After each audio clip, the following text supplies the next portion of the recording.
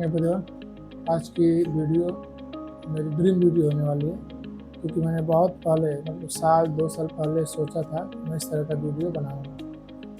तो पिछले आज से लगभग 6 दिन पहले मैंने खुद से चैलेंज किया था कि मैं 7 दिन में एक बुक कंप्लीट करूंगा, उसको पढ़ूंगा, उससे कुछ ना कुछ जो सीखूंगा उसके ऊपर एक वीडियो बनाऊंगा कंप्लीट बुक का। मैंने इस बुक को चुना, focus on what matters. E book मात्र 70 रुपये की, यानी कि 100 रुपये से कम में भी आप इस बुक को खरीद सकते हैं। और जो इस बुक में नॉलेज है, जो इस बुक में लर्निंग है, आई प्रॉमिस यू, अगर आप पढ़ेंगे तो आप पैसा वसूल हो जाएगा। और अगर जो नॉलेज इस बुक में है और आप कोई सेमिनार करेंगे 7,000, 10,000, 5,000, जो लोग बड़े बड़े पैसे देकर ज़्यादा से ज़्यादा सेमिनार करते हैं, उससे कहीं ज़्यादा लर्निंग इस बुक में, अगर आप इस बुक को टाइम देते हैं, एनर्जी देते हैं, ध्यान लगा कर पढ़ते हैं, तो उससे आप बहुत कुछ सीख सकते हैं। इस बुक में मुख्य रूप से बताया गया है कि जो पुराने समय में 2 फिलॉसफी थी, एक स्टोइक फिलॉसफी और सीनिक फिलॉसफी। तो जो इसके राइटर हैं वो उस मतलब उनकी फिलॉसफी को हम अपने प्रेजेंट टाइम में अपने जीवन में कैसे उसका उपयोग कर सकते हैं, उसके बारे में हमको बहुत ही अच्छे तरीके से बताते हैं। तो बेसिकली उसमें उस बुक को इस तरह से लिखा गया है कि जो लेटर्स हैं, स्टोइक और सीनिक फिलॉसफी के जो लेटर्स हैं, जो फेमस कोट्स हैं, उसको उसमें कलेक्ट किया है लेखक ने, और बहुत ही शानदार तरीके से समझाया गया है।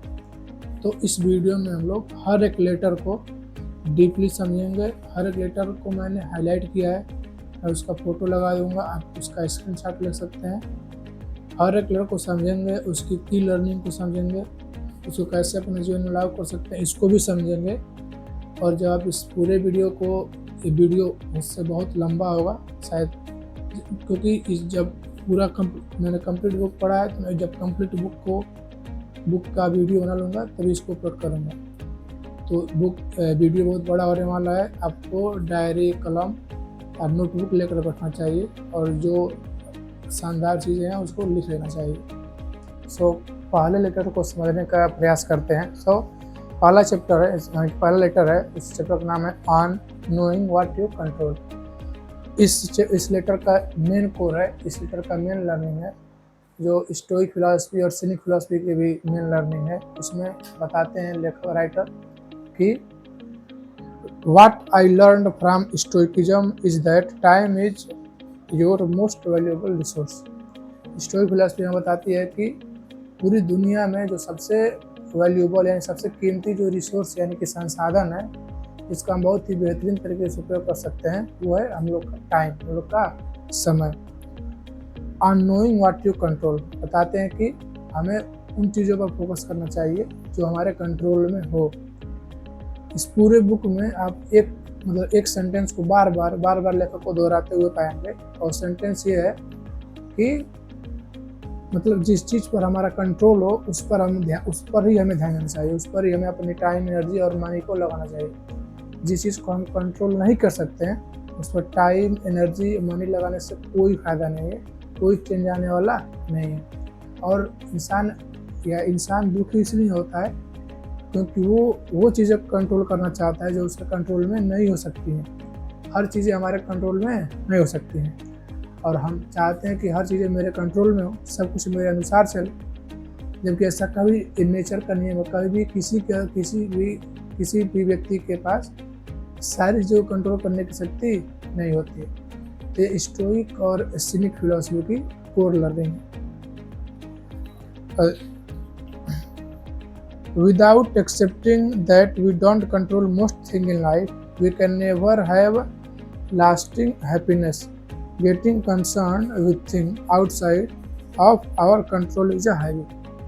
मतलब हम लोग को इतने समय से मतलब इस चीज़ की आदत हो गई है कि जो भी चीज़ हम लोग के बाहर है, उस सब चीज़ों को हम लोग कंट्रोल करना चाहते हैं, और उन चीज़ों को कंट्रोल करने के कारण हम लोग के जीवन से जो वास्तविक खुशी है वो ख़त्म हो गई है। आप लोग कभी ध्यान दीजिएगा, हम लोग दुखी क्यों होते हैं? कोई चीज़ हम चाहते हैं मेरे पास हो, वो चीज़ हमारे पास नहीं होती है। कोई चीज़ चाहते नहीं ये मेरे हिसाब से चले, लेकिन हमारे हिसाब से नहीं चलती है, उसके बाद हम लोग दुखी हो जाते हैं। तो उस चीज़ को बताया गया, start the circle small, go to bed a bit stronger mentally and physically, help your partner, kids, parents, sibling, friend and expand circle like that. I see it is a sequential thing. देखिए हम control किन किन चीज़ों को कर सकते हैं। आप खुद को कंट्रोल कर सकते हैं, आप अपनी फैमिली को कंट्रोल कर सकते हैं, अपने लाइफ पार्टनर को कंट्रोल कर सकते हैं। मतलब जिन चीज़ों को होता क्या है, जिन जो चीज़ें हमारे कंट्रोल में होती हैं उस पर हम लोग कभी ध्यान नहीं देते हैं। अपने हमारी फैमिली हमारे कंट्रोल में होती है, हम जैसे चाहें वैसा वो कर सकते हैं, लेकिन उस पर हम लोग ध्यान नहीं देते हैं। हमारे पेरेंट्स हमारे कंट्रोल में होते हैं, लेकिन हम उन पर ज़्यादा ध्यान नहीं देते हैं, उनकी ज़्यादा वैल्यू नहीं करते हैं। तो जो चीज़ें हमारे कंट्रोल में हो, अगर उसकी हम एक ज़्यादा वैल्यू करने लगें तो लगभग सारी समस्याएं समाप्त हो जाएंगी। प्रतिदिन करा स्टार्ट द सर्कल स्मॉल, जितना देखिए स्टार्ट द सर्कल स्मॉल का मतलब है जितना हो सके उतना अपना जो सर्कल है, अपना लाइफ सर्कल, उसको छोटे से छोटा बनाइए। किसी व्यक्ति के 1 से 2 मित्र बेस्ट हो सकते हैं, तो अगर अब भीड़ इकट्ठा करने से हम चीज़ों को बेस्ट तरीके से कर नहीं पाते हैं। इस पहले लेटर के लास्ट का वर्ड है, if you set high value on happiness everything else must be valued less. अपने एकदम पीक पर आप डिसाइड कीजिए कि अंत में मुझे खुशी चाहिए, और खुशी कब मिलेगी मुझे, जब मैं उन चीज़ों पर फोकस करूँगा जो मेरे कंट्रोल में है। मैं उन चीज़ों पर फोकस नहीं करूँगा जो चीज़ मेरे कंट्रोल में नहीं है। ये था पहला लेटर।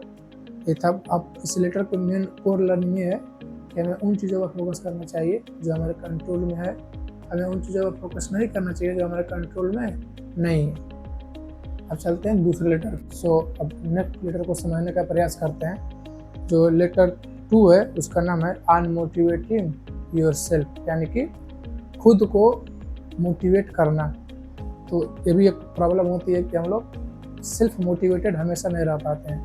एक दिन 2 दिन 3 दिन 4 दिन खुद को मोटिवेट कर रख लेते हैं, लेकिन उसके बाद मोटिवेशन बहुत एकदम चला जाता है, तो कुछ भी करने को मन नहीं करता है और कंसिस्टेंसी मेंटेन हो नहीं पाती है। तो इस लेटर को समझने का प्रयास करते हैं। इस लेटर का कोर, अब जो मैंने चीज़ें हाईलाइट किया उसको बोलकर समझने का प्रयास करता हूँ। व्हेन यू आर लास्ट, जब आप हो चुके हों, अनफोकस्ड, जब आप अनफोकस्ड हों, आर लैकिंग मोटिवेशन, या मोटिवेशन की कमी महसूस कर रहे हों, ग्रैब अ बुक अबाउट, एक किताब उठाइए, और topic you are interested in, ऐसा किताब उठाइए जिसमें आपका इंटरेस्ट हो। जब आपको कुछ भी करने का मन नहीं कर रहा, एकदम कोई काम करने का मन नहीं कर रहा, सारे ओर से परेशानी हो, तो कुछ नहीं करना है, बस एक किताब उठाना है, इंस्टाग्राम स्क्रॉल नहीं करना है, इंटरनेट पर ज़्यादा टाइम वेस्ट नहीं करना है, उससे कुछ भी होने जाने वाला नहीं है। चुपचाप आराम से किताब उठाइए जो आपको पढ़ने में बहुत अच्छा लगता हो, और उस किताब को पढ़िए। आपकी जो फिर से अब क्या हो जाएंगे, मोटिवेट नहीं होंगे, फिर से आप सीख जाए, कुछ ना कुछ सीखेंगे, और जब कुछ ना कुछ सीखेंगे तो धीरे धीरे अब जब आपकी आदत बन जाएगी तो ये अनकॉन्शियस हो जाएगा। तो जब भी आप कोई किसी परेशानी में आएंगे या अनफोकस्ड होंगे या मोटिवेशन की कमी होगी, तो आप कोई ना कोई बुक उठा लेंगे। जैसे मान लीजिए आप स्टूडेंट हैं, तो मतलब सिलेबस पढ़ते पढ़ते बोरिंग हो रहा है, तो 5-6 बुक खरीद लीजिए आराम से। जब भी अनमोटिवेटेड हो या लैक ऑफ फोकस हो, आराम से एक शानदार किताब उठाइए, उसको थोड़ा बहुत पढ़िए। जैसे किताब पढ़ेंगे कुछ ना कुछ इंस्पायरिंग चीज़ें मिलेंगी सीखने को, उसके बाद फिर से अपना सिलेबस पढ़ने लगे। मैं भी जब पढ़ता था तब मैं ऐसे ही करता था। मैंने एक बुक करके बहुत, मतलब इन सारे बुक को मंगाया है, एक किताब करके। और जब भी मैं पढ़ता था, मैं पढ़ता हूँ अभी भी, हमारे पास 2-3 बुक एक्स्ट्रा रखे रहता हूँ जो मुझे बहुत ही अच्छी लगती हैं। और जब भी मैं अनफोकस्ड या मेरे अंदर मोटिवेशन की कमी होती समय, एकदम सही बात है। तो जब भी मेरे अंदर इस चीज़ की कमी होती है तो मैं क्या करता हूँ, कोई ना कोई बुक उठा लेता हूँ और एक हाइलाइटर अपने पास परमानेंट रखता हूँ। हाइलाइटर उठा लेता हूँ और बुक पढ़ता हूँ, और जो इम्पोर्टेंट चीज़ें होती हैं उसको हाईलाइट कर देता हूँ। तो मुझे एक विश्वास होता है कि चलो यार, मैं कुछ अपना टाइम वेस्ट तो नहीं कर रहा हूँ, कुछ ना कुछ सीख ही रहा हूँ। और कुछ ना कुछ सीख ही रहा हूँ तो कहीं ना कहीं ज़रूर काम आएगा, कि कोई भी लर्निंग बेकार नहीं होती। तो ये कह रहे हैं कि अगर खुद को मोटिवेट करना है तो इस तरीके से हम लोग खुद को मोटिवेट कर सकते हैं। I am a big believer in applying knowledge, you never know when you will apply what you have learn. बहुत ही डीपली, बहुत ही शानदार बात कही गई है। इस बुक को आप, इस लर्निंग को आप इस तरह समझ सकते हैं। एक चीज़ होती है कनेक्टिंग द डॉट्स, यानी कि जो कुछ छोटी छोटी चीज़ें हम लोग इधर उधर सीखते हैं, जब हम कोई बहुत बड़ा काम करते हैं ना, तो सारी छोटी छोटी चीज़ें उस काम में हमको काम आती हैं। स्टीव जॉब्स यानी कि जो एप्पल के फाउंडर है, उन्होंने अपने स्पीच में कहा है कि डॉट्स जो होते हैं ना, वो कभी भी खाली नहीं जाते हैं, वो ऑलवेज कनेक्टेड होते हैं। वो किसी न किसी दिन आपको लिए ज़रूर काम आएंगे। उस बारे में ये क्या बुक क्या कह रहा है, I am big believer in applied knowledge. मैं इस बात को बहुत ज़्यादा विश्वास करता हूँ कि जो अभी हम नॉलेज इकट्ठा करते हैं उसको अप्लाई करना चाहिए। ये नहीं कि केवल पढ़कर उसको अपने दिमाग में रखे रहना चाहिए।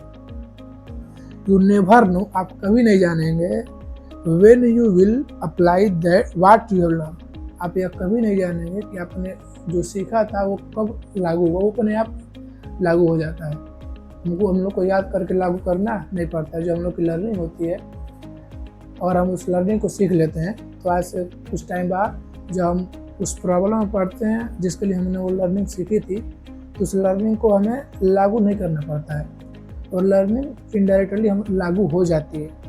पहली बार दूसरी बार नहीं होती है, लेकिन जब धीरे धीरे उसकी आदत पड़ जाती है ना, तो वो जो भी हम लोग सीखे होते हैं ना, वो इनडायरेक्टली हमारे माइंड में बैठ जाता है। और जब हम उस प्रॉब्लम में पढ़ते हैं तो फटाक से हमारा दिमाग उसको पहचान लेता है कि मुझे इस समस्या में इस तरह से रिजेक्ट करना है, तो उस तरीके से वो रिजेक्ट करता है। और अभी हम लोग इतना गुस्सा, इतना रिएक्ट क्यों करते हैं? क्योंकि हम लोग कुछ सीखते ही नहीं। गुस्सा क्यों आता है, गुस्सा कारण क्या होते हैं आखिर में? जब हम कुछ सीखते नहीं हैं, तो जब भी कोई परेशानी आती है तो हम लोग नाराज हो जाते हैं, गुस्सा हो जाते हैं, परेशान करते हैं।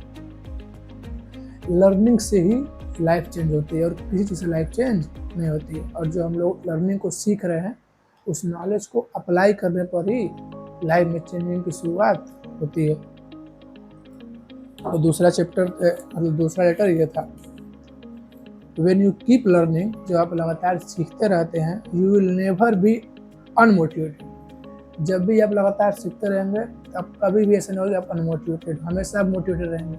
मैं हमेशा मोटिवेटेड रहता हूँ। क्यों?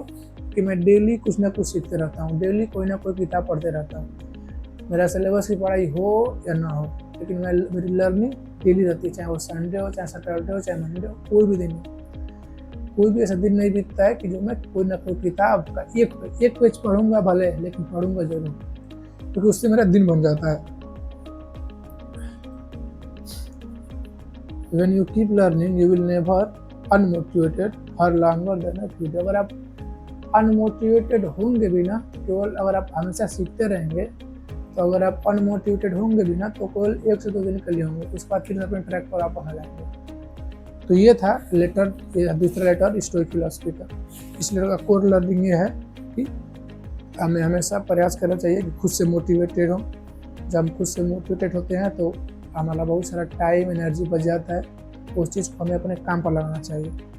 और जब भी हम कोई चीज़ सीखते हैं, तो आज नहीं तो कल हम लोग के काम आती ही आती है। ये थी दूसरे लेटर की लर्निंग। अब चलिए, अब चलते हैं तीसरे लेटर पे, यानी तीसरे चैप्टर पे। तो अब चलते हैं हम नेक्स्ट लेटर पे। नेक्स्ट लेटर है ये, इसका नाम है ऑन डीलिंग विथ एंजाइटी। गाँव में तो लोग डिप्रेशन, एंजाइटी को कुछ समझते ही नहीं है, लेकिन हम लोग समझने का प्रयास करते हैं।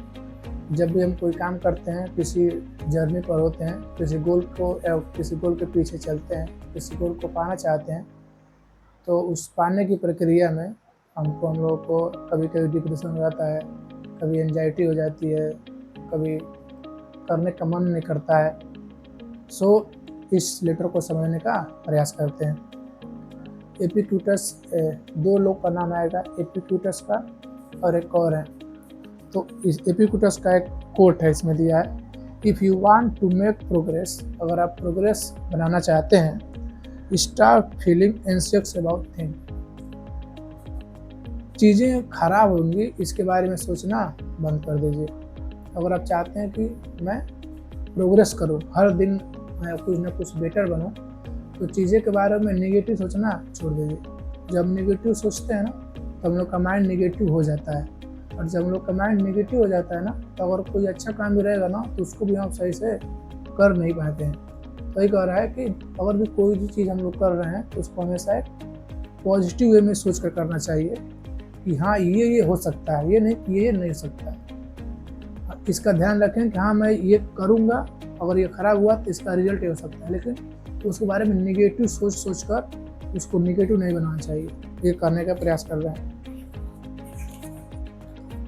पहला चीज़ है थिंग्स में not work out the way you want. देखिए, पर थिंग्स में not work out the way you want. चीज़ें हो सकती हैं कि आपके हिसाब से न चलें। कभी भी सब कुछ हम लोग के हिसाब से नहीं चलता है। कभी हम लोग पढ़ते रहते हैं तो कभी पैसे की दिक्कत हो जाती है, कभी लाइन भाग जाता है, कभी कुछ हो जाता है, कभी चोट लग जाता है, कभी तबीयत खराब हो जाती है। यानी कि हो सकता है कि जब आप कोई गोल अचीव करना चाह रहे हो तो कुछ चीज़ें मतलब कई बार चीज़ें आपके हिसाब से नहीं चलती हैं, और जब हमारे हिसाब से नहीं चलती हैं तो हम लोग एंजाइटी के शिकार हो जाते हैं। तो इसे समझना चाहिए कि हमेशा एक कोई ज़रूरी नहीं है कि चीज़ें हमारे हिसाब से ही चले। You want and expect people to like you. हम लोग चाहते हैं कि लोग हमें पसंद करें, बट लेकिन इफ़ यदि दैट डज नॉट हैपन, यदि ऐसा ना हो, you should accept it and move on. बहुत ही शानदार और बहुत डीप बात बोली है। हम लोग अनमोटिवेटेड, डिमोटिवेटेड या सैड या इग्नोरेंस या बहुत ही बुरा कब फील करते हैं, उस चीज़ के बारे में बताया गया है कि हम लोग आखिर में बुरा क्यों फील करते हैं। देखिए, if you want and expect people like you, सबसे पहली चीज़ हम लोग चाहते हैं कि हमें लोग पसंद करें। यही सबसे बड़ी बुरी बात है, क्योंकि सब इंसान, हर इंसान का देखने का, हर इंसान को पसंद करने का, हर इंसान का समझने का तरीका अलग होता है। कोई अच्छा इंसान होगा तो अच्छे इंसान को पसंद करेगा, और कोई बुरा इंसान होगा तो बुरे इंसान को पसंद करेगा। लेकिन क्या अच्छा बुरा दोनों एक ही लेवल पर हो गए हैं? ये तो बिल्कुल गलत बात है। तो हम चाहते हैं कि हर लोग हमें पसंद करें। तो एक बात एकदम दिमाग में बैठा लीजिए कि हर लोग आपको पसंद नहीं करेंगे। जो लोग आपको समझेंगे, जो लोग आपके एम्बिशन को समझेंगे, जो लोग आपके पर्सनालिटी को, अपने बिहेवियर को समझेंगे कि हाँ इसके अंदर ये अच्छा या बुरा है, उसके बाद आपको पसंद करेंगे, वो आपके ट्रू फ्रेंड होते हैं। ये कह रहा है कि हम लोग चाहते हैं हमेशा कि हमें लोग पसंद करें, बट लेकिन इफ दैट डज नॉट, अगर ऐसा नहीं होता है तो आपको करना क्या चाहिए? देखिए, सबसे पहले समझते हैं हम लोग करते क्या हैं। सबसे पहले हम चाहते हैं कि लोग हमें पसंद करें, और जब लोग पसंद नहीं करते हैं तो हम लोग दुखी हो जाते हैं। भले बताएं नहीं किसी से कि हम लोग दुखी हैं, हमको बहुत बुरा लगा है, हम किसी को नहीं बताते हैं, लेकिन अंदर से बहुत बुरा लगता है, इसलिए हम लोग परेशान रहते हैं। और जो इंसान हमें पसंद नहीं करता वो खुश रहता है। आप लोग भी सोचते हैं कि बताओ ये इंसान से परेशान होकर आते हैं, हमारा कोई फिक्र ही नहीं करता है। तो उस पर स्टोइक फिलॉसफी क्या कहती है? स्टोइक फिलॉसफी कहती है जब भी ऐसा हो, सबसे पहले एक्सेप्ट इट, स्वीकार कीजिए, और मूव ऑन, और आगे बढ़िए। जब तक हम एक्सेप्ट नहीं करेंगे कि हाँ मुझे हर इंसान पसंद नहीं करेगा, और जब तक हम मूव ऑन यानी आगे नहीं बढ़ेंगे, उसी पर टिके रहेंगे, तो हो सकता है कोई इंसान हमारे जैसे, मेरे जैसे इंसान का वेट कर रहा हो और उससे मैं बचा रह जाऊँ। हो सकता नहीं हो सकता है कि मैं जैसा इंसान हूँ, हो सकता है कोई इंसान मेरे जैसे इंसान ढूंढ रहा हो, और मैं इसी इंसान के चक्कर में अब मूव ऑन नहीं कर पा रहा हूँ, इसी इंसान के बारे में सोच कर अपना दिमाग खराब कर रहा हूँ। तो जब भी ऐसा हो, जब भी हमें कोई पसंद ना करे, तो सबसे पहले एक्सेप्ट इट और मूव ऑन, आगे बढ़िए। बहुत सारे इंसान मिलेंगे जो आपको पसंद करेंगे, आपको समझने का प्रयास करेंगे। Build up this mindset slowly and have some patience. देखिए, ये चीज़ें जो है ना, जो लोग हमें पसंद नहीं करते हैं तो हम लोग बहुत बुरा मान जाते हैं। इन चीज़ों का हमें आदत हो गया होता है, इसलिए हम जब आप इसे छोड़ने का प्रयास करें तो जल्दी छोड़ नहीं पाएंगे। तो आप लोग अपने माइंड में पेशेंस रखना है, धैर्य रखना है कि नहीं मुझे इस चीज़ को छोड़ना है। मुझे कौन पसंद करता है या कौन पसंद नहीं करता है, इससे मुझे कोई फ़र्क नहीं पड़ना चाहिए। मेरे लिए मेरा काम ज़रूरी है। मैं क्या वैल्यू क्रिएट कर रहा हूँ वो ज़रूरी है। तो इसको वही बोल रहा है कि build up this mindset slowly and have some patience. कुछ ना कुछ आपको पेशेंस रखना पड़ेगा। It took me a few year to get my anxiety, मतलब ऑथर बोल रहे हैं इस चीज़ से मुझे बाहर निकलने। सोचिए जो बुक लिखे हैं उनको इस चीज़ से बाहर निकलने के लिए सालों लग गए, तो हमें भी लग सकते हैं। तो इसके लिए इम्पेशेंस नहीं होना है कि आज ही सीखें तो आज ही हो जाए, आज एक दिन में कुछ नहीं होता है। और अंदर में ये चैप्टर ख़त्म होता है इस बात पे, at some point you will accept that life is what it is. अब कुछ कहीं आपको जीवन में किसी पल में आपको एक्सेप्ट करना पड़ेगा कि जीवन ऐसा ही है, क्योंकि हर चीज़ हमारे कंट्रोल में नहीं है। एक चीज़ सबसे ज़्यादा शानदार से मुझे इस लास्ट लाइन में लगी, वो क्या है, some people like you, some don't, jobs disappear while new ones are created. आगे देखिए क्या बोल रहा है, सबसे मेन बात, नथिंग इज फॉर एवर, कुछ भी हमेशा नहीं होता है, एवरीथिंग इज टेम्परेरी। और हम लोग टेम्परेरी चीज़ों को परमानेंट बनाना चाहते हैं, इसलिए हम लोग दुखी हो जाते हैं। तो अपने दिमाग में हमेशा अंडरस्टैंडिंग रखिए, nothing is permanent, everything is, मतलब एवरीथिंग इज टेम्परेरी। तो हम हर चीज़ का, हम लोग का शरीर, हम लोग की विरासत, हम लोग का पैसा, हम लोग का रुपया, हम लोग के माँ बाप, फैमिली, सब कुछ एक दिन खत्म होने वाली। इस बात को जब दिमाग में बैठा लेते हैं ना, तो एक अंदर एक आता है कि हाँ यार कुछ हो जाए, मैं परेशान उतना नहीं होऊंगा। तो ये था तीसरा लेटर। अब इस तीसरे लेटर का कोर लर्निंग क्या है? कोर लर्निंग ये है कि जब भी एंजाइटी हो, सबसे पहले इस बात को एक्सेप्ट कीजिए, कोई मतलब सब लोग आपके काम को पसंद नहीं करेंगे, सब लोग आपको पसंद नहीं करेंगे। करना क्या है, आपको एक्सेप्ट करना है और आगे बढ़ते रहना है। ये हो गया तीसरे लेटर का कोर लर्निंग। अब हम लोग चलते हैं चौथे लेटर पे। अब हम बढ़ते हैं अपने नेक्स्ट लेटर की तरफ, और अगला चैप्टर या अगला लेटर है जिसका नाम है on protecting yourself from disappointment, यानी कि खुद को निराशा से बचाने की तरफ। यानी कि इस चैप्टर में बताया गया कि हम खुद को निराशा से अपने आप को कैसे बचा सकते हैं। इसमें सबसे मुख्य बात यह है, क्या इसमें कह रहा है कि you are being foolish if you expect your children, spouse और फ्रेंड टू लिव फॉरएवर। अगर आप ये सोचते हैं कि आपके बच्चे, आपके फैमिली वाले, आपके दोस्त, आपके रिलेशन वाले हमेशा रहेंगे, हमेशा आपके साथ रहेंगे, तो आप दुनिया के सबसे बड़े मूर्ख इंसान हैं। कोई भी हमेशा किसी के भी साथ नहीं रहता है। And you can get disappointed when you don't get what you want. Simple सी बात है, हम लोग निराश क्यों होते हैं? हम लोग निराश तभी होते हैं जब हम कुछ चाहते हैं और वो हमें नहीं मिलता है। अब इस चैप्टर हमें ये समझना है कि आखिर में हम निराशा से कैसे बच सकते हैं। ये तो बात समझ आएगा, प्रॉब्लम समझ में आ गया कि हम लोग कुछ चीज़ों को चाहते हैं वो हमें नहीं मिल पाता, इसलिए हम लोग निराश होते हैं, गुस्सा होते हैं, परेशान होते हैं। टू अवॉइड डिसअपॉइंटमेंट, निराशा से बचने के लिए क्या करना चाहिए था? I keep focus on what I can control. Main बात, बार बार ये बात आएगा, व्हाट यू कैन कंट्रोल। अगर निराशा से बचना है तो आपको सिंपल कुछ नहीं करना है, आपको सिंपल एक काम करना है, आपको उन चीज़ों पर फोकस करना है जो चीज़ें आपके कंट्रोल में हैं। My action and belief in the book, यानी कि आपका कार्य और विश्वास होना चाहिए उसके अंदर। I learn to not desire thing others control, मतलब हम लोगों को ये सीखना पड़ेगा अंदर से कि हम लोग दूसरे की चीज़ों को कंट्रोल करना छोड़ दें। जो चीज़ें दूसरों के लिए होती हैं, जो चीज़ें दूसरों को कंट्रोल करने के लिए होती हैं, अगर हम उसको कंट्रोल करना की डिजायर को छोड़ देते हैं तो हम भी खुश रहते हैं। सिंपल सी बात है। The best way to avoid that is to always focus on what you control. सबसे बेहतर तरीका है कि आप हमेशा उन चीज़ों पर फोकस कीजिए जिन चीज़ों को आप कंट्रोल में कर सकते हैं। उन चीज़ों पर फोकस मत करिए जिन चीज़ों को आप कंट्रोल नहीं कर सकते हैं।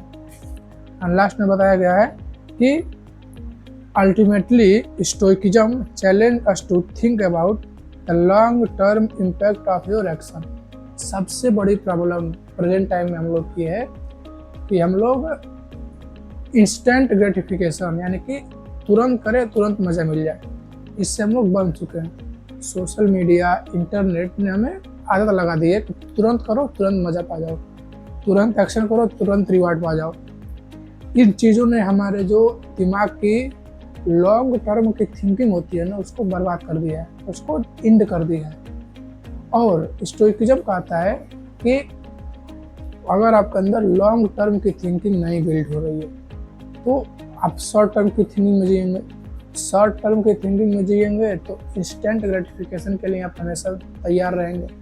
और इंस्टेंट ग्रेटिफिकेशन इतनी बेकार चीज़ होती है कि हम लोग का टाइम, हफ्ता, महीना, साल बीत जाता है और हम लोग को पता नहीं चलता है कि हम लोग का इतना टाइम बीत गया।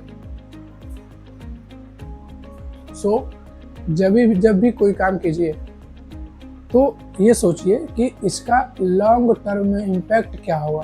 सपोज मान लीजिए आप डेली बुक पढ़ते हैं, तो अगर डेली आप केवल 10 पेज पढ़ते हैं ना, तो लॉन्ग टर्म में आपके नॉलेज लेवल को, आपके विजडम के लेवल को ये इंक्रीज करेगा।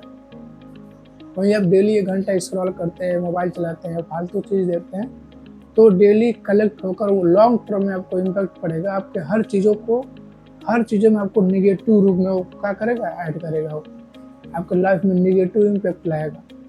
जब आप बुक पढ़ेंगे तो आपके लाइफ में पॉजिटिव इम्पैक्ट लाएगा। कहीं ना कहीं वो चीज़ें आपके काम में ज़रूर आ जाएंगी। सो इस चैप्टर का समरी ये है कि अगर निराशा से बचना है तो हमें उन चीज़ों पर फोकस करना चाहिए जो हमारे कंट्रोल में है।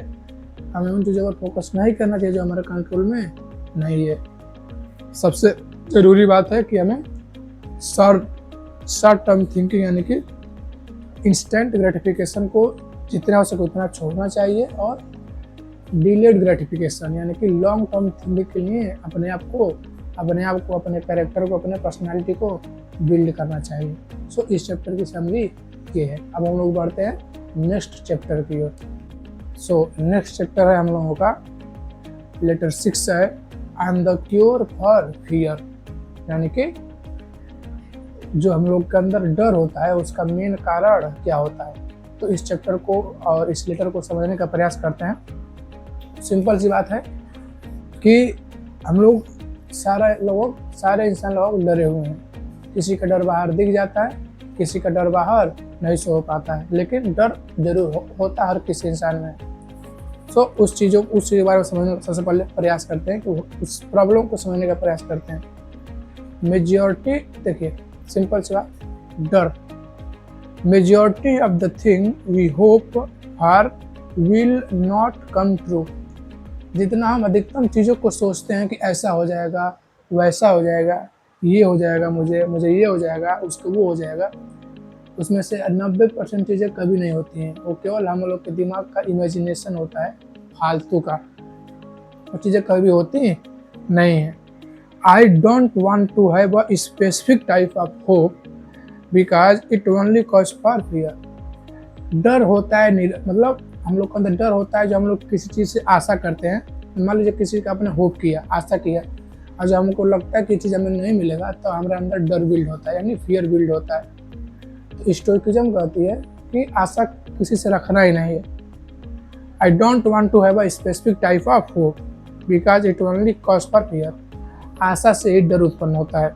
When you hope for something, जो आप आशा कर दें कुछ होगा, you wish to have the thing you want, you wish to have the thing, आप चाहते हैं कि ये चीज़ मेरे पास एकदम है ही। This is not a peaceful way to live। जब आप किसी चीज़ का आशा करेंगे तो आपके अंदर डर होगा कि मिलेगा कि नहीं मिलेगा। जब आपके अंदर डर होगा तो आपका माइंड पीसफुल नहीं होगा। ये स्टोइकिज्म कहती है just have faith in the future and the forget about. बस अब आपको करना क्या है, सिंपल, कुछ नहीं करना है, बस अपने फ्यूचर के लिए, अपने फ्यूचर में जो भी करना चाहते हैं उसके ऊपर आपको बिलीव करना है कि हाँ ये चीज़ें हो सकती हैं। Because the way you talk enforces your belief. जिस अक्सर क्या होता है ना, हम इन चीज़ों को बहुत इग्नोर करते हैं, और वो चीज़ें क्या हैं कि हम अपने आप से नेगेटिव सेल्फ टॉक करते हैं। अपने आप खुद से ही खुद के बारे में नेगेटिव जो बोलते रहते हैं कि मैं ये नहीं कर पाया हूँ, मैं वो नहीं कर पाया हूँ, मैं वो नहीं कर पाया, तो मैं कैसे ये कर सकूँगा जो मैंने शुरू किया है। सो करना क्या है आपको, जो भी आपने अभी तक आपने खुद को नेगेटिव बिलीफ, नेगेटिव वर्ड बोल रहे हैं ना, उसको बंद करना है। आपको पॉजिटिव बिलीफ, पॉजिटिव वर्ड अपने आप से बोलना है। When things don't work out, you become disappointed. अब जब चीज़ें नहीं काम करती है तो हम निराश होते हैं। I can imagine that many people spend their entire life hoping for one thing after the other. It is a good way to keep yourself busy. बहुत ही शानदार बात है कि I can imagine that many people, मैं इस चीज़ का आशा करता हूँ कि बहुत सारे लोग होते हैं ना, स्पेंड देयर इंटायर, अपने पूरा जीवन इसमें खर्च कर देते हैं। होपिंग फॉर मतलब ये होगा, उसमें अपना जीवन कुछ टाइम इन्वेस्ट किया, फिर सोचते ये नहीं वो होगा, उसमें अपना टाइम वेस्ट किया, फिर सोचते ये नहीं वो होगा। मतलब हमेशा कुछ ना कुछ चीज़ों की आशा रखते हैं, करते कुछ नहीं है, एक्शन कुछ नहीं लेते, केवल आशा करते कि मैं ये करूँगा, मैं वो करूँगा, मैं इतना कर लूँगा, मैं ये पा जाऊँगा, मैं ये ले लूँगा, केवल आशा करते हैं। एक चीज़ की आशा करते हैं, वो मिल जाता है तब दूसरे की ओर, फिर तीसरे की ओर, नहीं मिलता है तब उससे बड़ा आशा करते हैं। तो सिंपल सी बात यह है कि मतलब कह रहा है कि one thing after other thing, यानी एक चीज़ मिल गया फिर दूसरी चीज़, दूसरे से तीसरा। कभी भी हम अपने लाइफ के पर्पस को ढूंढने का प्रयास नहीं करते हैं। और it is a good way to keep yourself busy. और जो इस तरह का जो जीवन होता है, 90% लोग इस तरह के जीवन जानबूझ कर लेते हैं, क्योंकि वो चाहते ही नहीं कि अपने पर्पस को फाइंड करना, उसके हिसाब से अपने लाइफ को जीना। और जितने भी लोग ये सब चीज़ें करते हैं ना, ये एक बहुत ही शानदार तरीका है अपने जीवन को बिजी रखने का, ताकि लोग आपको देखें तो कहें कि काम तो कर रहे हैं, होता नहीं है। लेकिन आप काम नहीं कर रहे हैं, आप अपने आप को व्यस्त रखे हुए हैं, बिजी रखे हुए हैं, ताकि लोग मेरे बारे में कुछ बोले नहीं। वो भी एक डर का ही कारण है। हम सोसाइटी से डरते हैं कि सोसाइटी को हम क्या जवाब देंगे।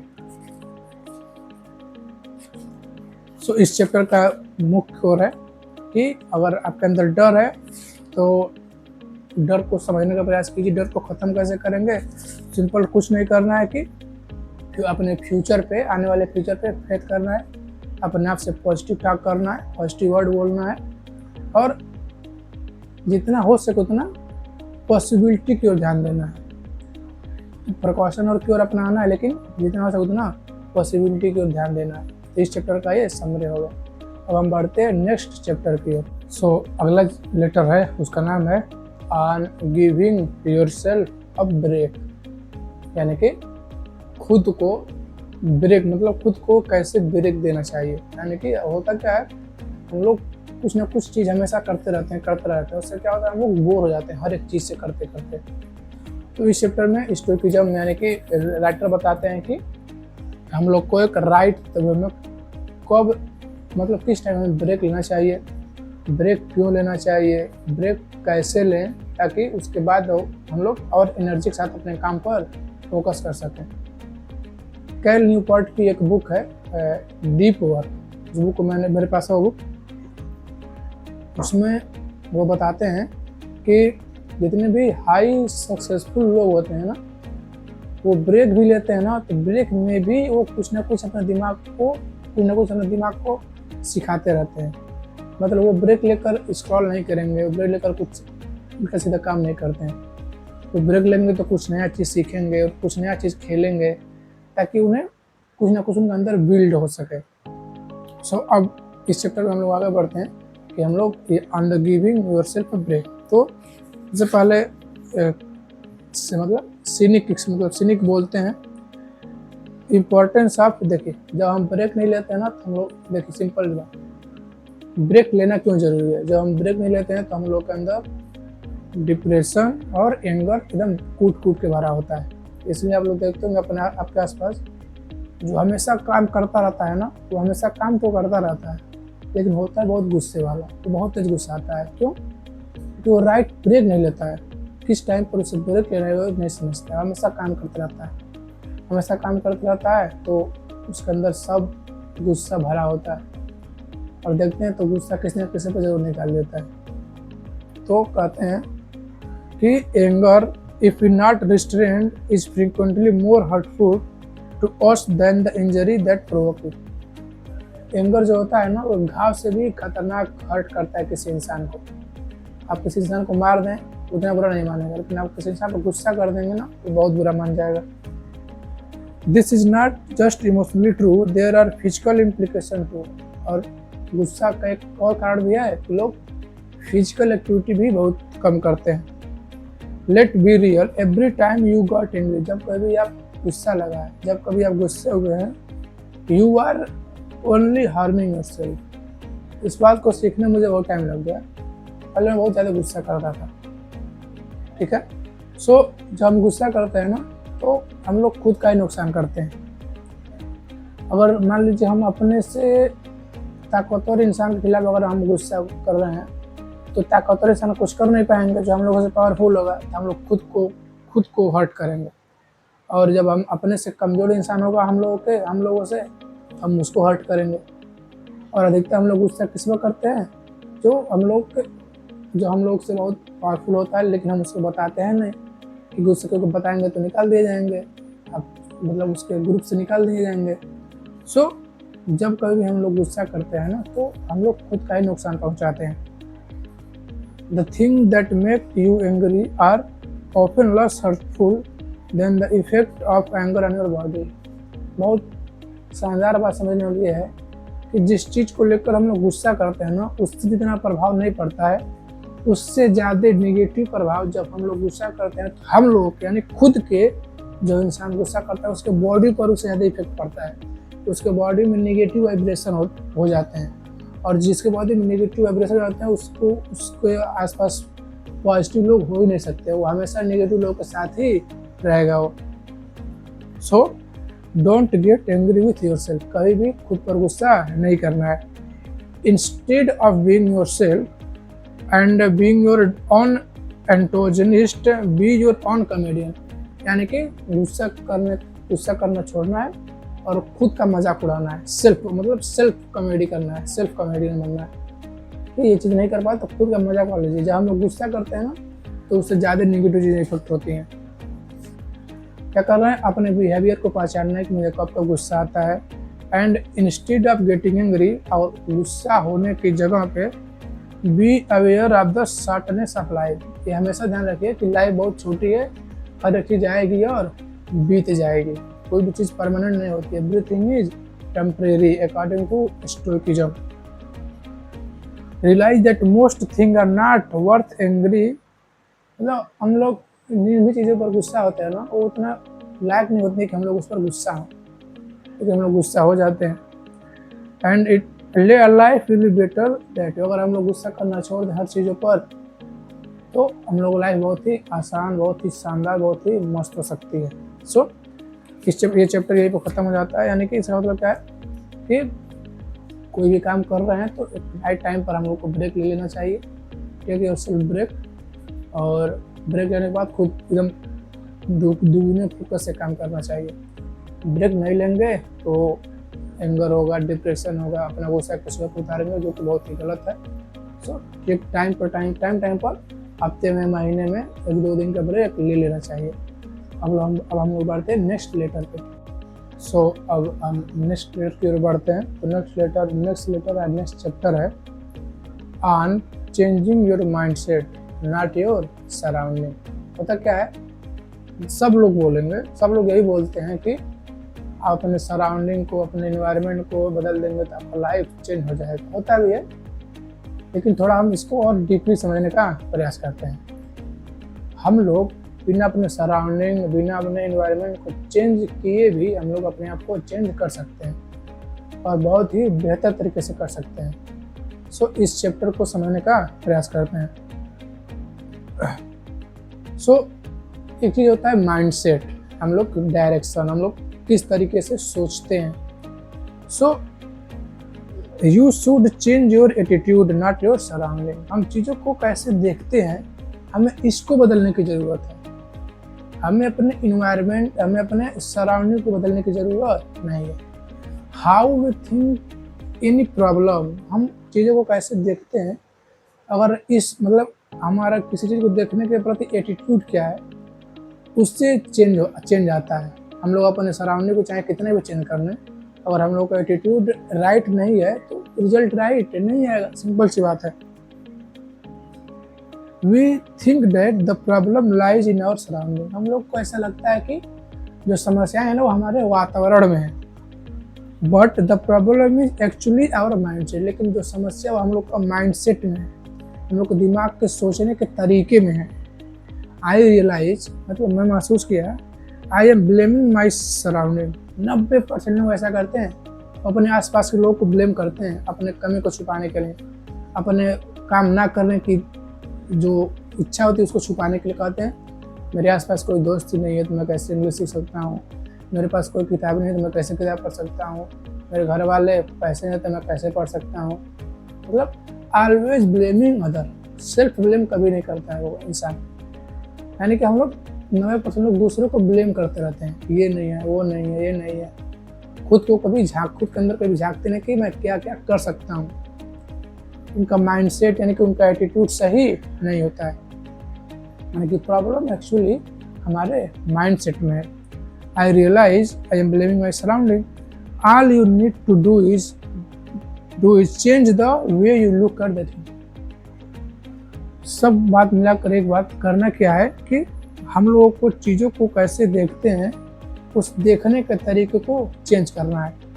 हम लोग किसी भी चीज़ को, किसी भी प्रॉब्लम को, किसी भी मतलब सिचुएशन को राइट एटीट्यूड से देखने की कला सीखनी है। Do not immediately try to change other thing, कभी भी तुरंत किसी चीज़ को बदलने का प्रयास नहीं करना है कि मेरा सराउंडिंग सही है, नहीं है, मेरे दोस्त सही नहीं है तो मैं अपने दोस्त को बदल दूंगा। नहीं यार, पहले तुम अपने एटीट्यूड को बदल कर तो देखो। Do not immediately try to change other, मतलब किसी भी अचानक से किसी चीज़ को बदलने का प्रयास नहीं किया जाता है। Even if you have control over them, अगर आप मतलब राइटर कहने का प्रयास कर रहे हैं कि सबसे पहली बात कभी भी तुरंत कुछ नहीं बदलना चाहिए। दूसरी बात, हम बदलते उन्हीं चीज़ों को हैं जो हमारे कंट्रोल में होती हैं, तो जो हमारे जो कंट्रोल में उनको भी तुरंत नहीं बदलना चाहिए। उनको सबसे पहले उसके बारे में सोचना चाहिए, इसका प्लस पॉइंट क्या होगा, इसका माइनस पॉइंट क्या होगा, उसके बाद से राइट एटीट्यूड के साथ डिसीजन लेना चाहिए। डिसीजन लेते समय बी कॉम एंड न्यूट्रल, शांत रहना है और न्यूट्रल रहना है, यानी कि प्लस पॉइंट को भी समझना है और माइनस पॉइंट को भी समझना है। Let that be your standard method of operation, make your decision from there, यानी कि अपना एक स्टैंडर्ड बनाइए और उसके हिसाब से डिसीजन को लीजिए।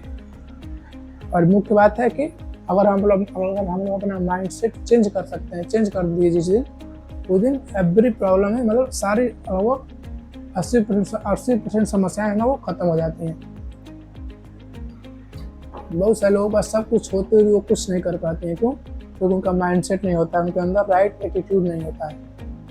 सो इस चैप्टर का कोर लर्निंग ये है कि अपने सराउंडिंग को बदलने से ज़्यादा फोकस अपने माइंडसेट, अपने एटीट्यूड, अपने डायरेक्शन पर करना चाहिए। सो हम लोग बढ़ते हैं नेक्स्ट चैप्टर की ओर।